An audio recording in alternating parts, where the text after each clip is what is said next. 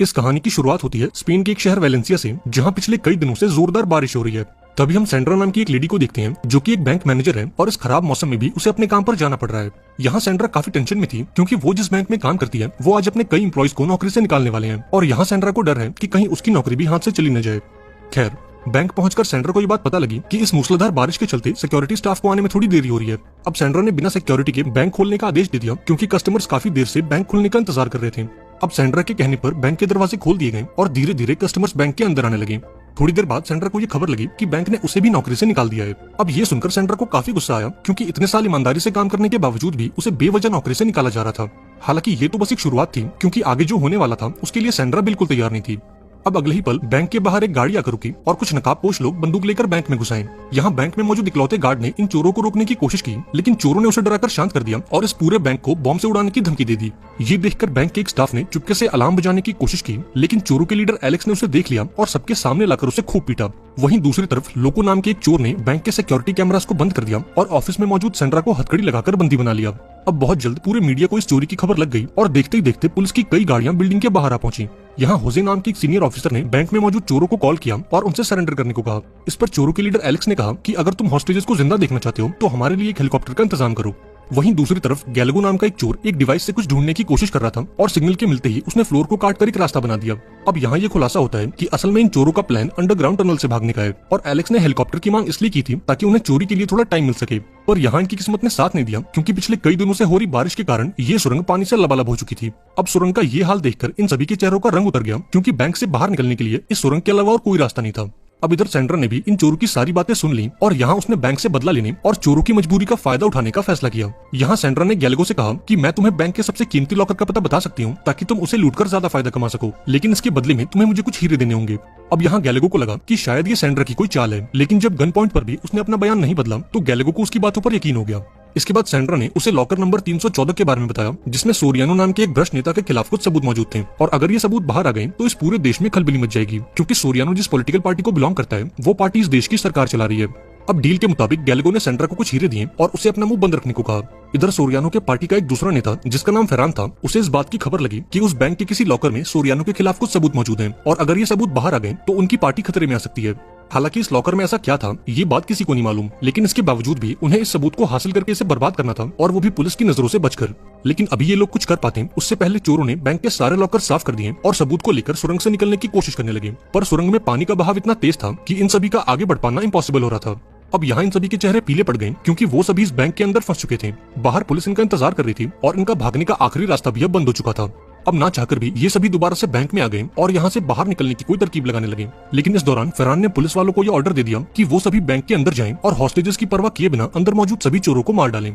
वहीं दूसरी तरफ सीनियर ऑफिसर होजे को ये समझ नहीं आ रहा था कि आखिर ये पुलिस वाले किसके कहने पर अंदर जा रहे हैं क्योंकि इस मिशन का लीडर तो वो है। पर अभी ये पुलिस वाले अंदर जाते हैं उससे पहले पार्टी के एक दूसरे नेता ने इस मिशन को बीच में रोक दिया। अब यहाँ ये खुलासा होता है कि इस नेता का नाम जिमी है और इसी ने उन चोरों को बैंक के अंदर भेजा है ताकि वो उस सबूत को लेकर बाहर आ सके और उस सबूत के दम पर ये अपनी पॉलिटिकल पार्टी को ब्लैकमेल कर सके। अब ये सुनकर पार्टी के बाकी नेता भड़क उठे क्योंकि जिमी उस सबूत को इनके खिलाफ इस्तेमाल करने वाला था। पर यहाँ फेरान ने सबको याद दिलाया कि फिलहाल उनका फोकस उस सबूत को बर्बाद करने पर होना चाहिए, न कि एक दूसरे से लड़ने पर। अब चूंकि ये लोग पुलिस को इस बारे में नहीं बता सकते थे इसलिए इन्होंने मलीजो नाम के एक आदमी को हायर किया जो चुपचाप इनका ये काम कर सके। मलीजो एक इंटेलिजेंस ऑफिसर है इसलिए वो पुलिस वालों के बीच रहकर इस काम को अंजाम दे सकता है। इधर बैंक में एलेक्स को पता चला कि गैलगो ने उस सबूत के बदले सेंड्रा को कुछ हीरे दिए थे। ये जानकर उसे काफी गुस्सा आया और उसने सेंड्रा से वो हीरे वापस करने को कहे, लेकिन अब इन सबका कोई फायदा नहीं था क्योंकि अब तक सेंड्रा उन हीरो को निगल चुकी थी। अब थोड़ी देर बाद इन सभी चोरों ने एक मीटिंग की जहां एलेक्स ने सभी को एक हार्ड ड्राइव दिखाई। असल में ये वही हार्ड ड्राइव थी जिसके अंदर सोरियानो के खिलाफ सारे सबूत मौजूद थे। यहाँ एलेक्स सभी से कहता है कि ये हार्ड ड्राइव हमारे यहाँ से निकलने का आखिरी रास्ता है क्योंकि जब तक हमारे पास ये हार्ड ड्राइव है तब तक पुलिस बैंक के अंदर तो नहीं आएगी। लेकिन बदकिस्मती से इन चोरों की गैंग में एक गधा भी मौजूद था और उस गधे का नाम था लोको।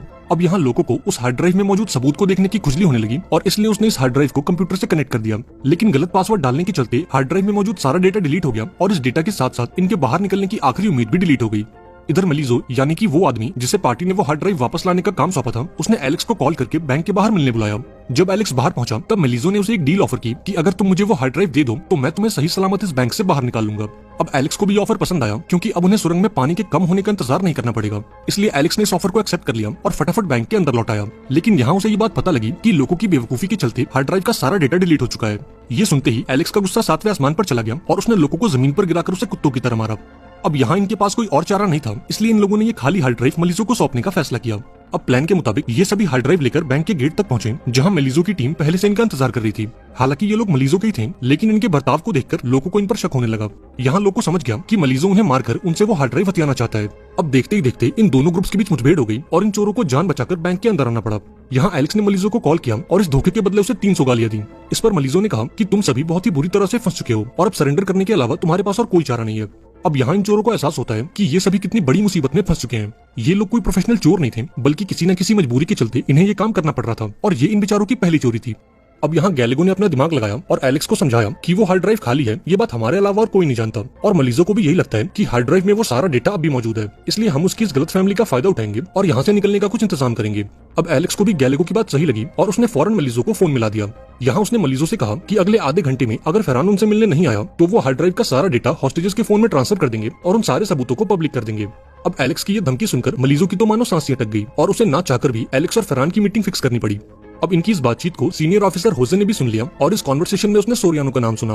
अब थोड़ी रिसर्च के बाद होजे को ये बात पता लगी कि सोरियानो रूलिंग पार्टी का एक नेता है, जिसे आज से कई साल पहले एक मर्डर के इल्जाम में गिरफ्तार किया गया था। लेकिन जांच के दौरान पुलिस को उसके खिलाफ कोई सबूत नहीं मिले, इसलिए कोर्ट ने उसे बेगुनाह मानकर उसकी पूरी सजा माफ कर दी।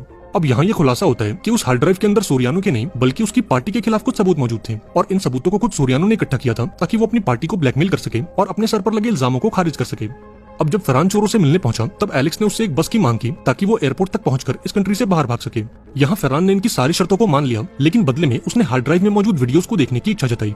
लेकिन जब काफी रिक्वेस्ट के बाद भी एलेक्स वीडियो दिखाने के लिए राजी नहीं हुआ तो फरहान को उस पर शक होने लगा। लेकिन जब तक वो हार्ड ड्राइव एलेक्स के पास थी तब तक वो कोई रिस्क नहीं ले सकता था। इधर मलीजो ने इन चोरों के लिए एक बस का इंतजाम किया ताकि वो उन्हें एयरपोर्ट तक पहुंचा सके, पर असल में उसका प्लान तो कुछ और ही था। मलीजो ने बड़ी चालाकी से बस के नीचे एक बॉम्ब लगवा दिया ताकि वो धमाका करके इन चोरों को बीच रास्ते में ही मार दे और इन चोरों के साथ साथ वो हार्ड ड्राइव भी नष्ट हो जाए। हालांकि गैलेगो को मलीजो पर बिल्कुल यकीन नहीं था, क्योंकि वो पहले भी इन्हें धोखा दे चुका है और इस बात को हजम करना भी मुश्किल है कि मलीजो उन्हें इतनी आसानी से भागने देगा। इस पर एलेक्स गैलेगो से कहता है कि जब तक हमारे पास वो हार्ड ड्राइव है तब तक वो लोग हमारा कुछ नहीं बिगाड़ सकते। लेकिन इनकी खराब किस्मत, इधर फरहान के एक जासूस ने उसे खबर दे दी कि चोरों के पास जो हार्ड ड्राइव है उसका सारा डेटा डिलीट हो चुका है और एलेक्स ने उन सभी को बेवकूफ बनाया है। ये जानकर फरहान गुस्से से लाल हो गया और फौरन मलीजो को इसकी खबर दे दी, लेकिन इस गुस्से के चलते वो भूल गया कि सीनियर ऑफिसर होजे भी वहीं मौजूद है। अब इतनी बड़ी गलती के लिए मलीजो को फरहान पर काफी गुस्सा आया और उसने फरहान को एक कोने में ले जाकर उसे खूब गालियां बकी। लेकिन अब इन सबका कोई फायदा नहीं था, क्योंकि इधर चोरों ने बैंक से निकलना शुरू कर दिया था और अब अगले कुछ ही पलों में वहाँ एक जोरदार धमाका होने वाला था। पर तभी बैंक के गेट पर खलबली मच गई और चोरों ने अपने चेहरे से मास्क हटाना शुरू कर दिया। अब यहाँ ये खुलासा होता है कि ये सभी कोई चोर नहीं बल्कि वो हॉस्टेजेस हैं जिन्हें चोरों ने बंदी बनाया था। एलेक्स और उसके साथियों ने हॉस्टेजेस को अपने कपड़े पहनाकर बाहर भेज दिया और खुद लूट का सारा माल लेकर उस सुरंग में कूद गए। खुशकिस्मती से सुरंग में पानी का लेवल थोड़ा कम हो गया, क्योंकि पिछले 2 दिनों में मौसम में काफी सुधार आ चुका था। हालांकि सुरंग में अब भी काफी पानी मौजूद था, लेकिन इसके बावजूद भी एलेक्स और उसके साथियों ने हार नहीं मानी और जैसे तैसे करके उन्होंने इस सुरंग को पार कर ही लिया। इधर जब मलीजो को पूरी बात समझ आई तो उसने फटाफट अपनी टीम को अंदर भेज दिया, लेकिन जब तक उसकी टीम सुरंग तक पहुंची तब तक एलेक्स और उसके बाकी साथी कपड़े बदलकर रेलवे स्टेशन पहुंच गए। इधर फरहान और मलीजो को ये बात पता लगी कि उस हार्ड ड्राइव की खबर पूरे मीडिया में फैल चुकी है और देश के लोगों को भी उनके काले कारनामों का पता लग चुका है। अब इस नेक काम के पीछे कोई और नहीं बल्कि सीनियर ऑफिसर होजे था। जब फरहान ने होजे के सामने उस हार्ड ड्राइव का जिक्र किया तब होजे को पूरी कहानी समझ आ गई और उसने बिना देरी किए पूरे मीडिया को ये खबर दे दी कि फरहान और उसकी पार्टी के लोगों ने किसी खास हार्ड ड्राइव को पाने के लिए बैंक में ये चोरी करवाई थी। वहीं दूसरी तरफ एलेक्स और उसके बाकी साथियों ने लूट का माल आपस में बांट लिया और अपने अपने रास्तों पर निकल पड़े। इन सभी के चेहरों पर एक बड़ी सी मुस्कान थी, क्योंकि ये जानते थे कि जब तक इनके पास वो हार्ड ड्राइव है तब तक कोई इनका बाल भी बाकी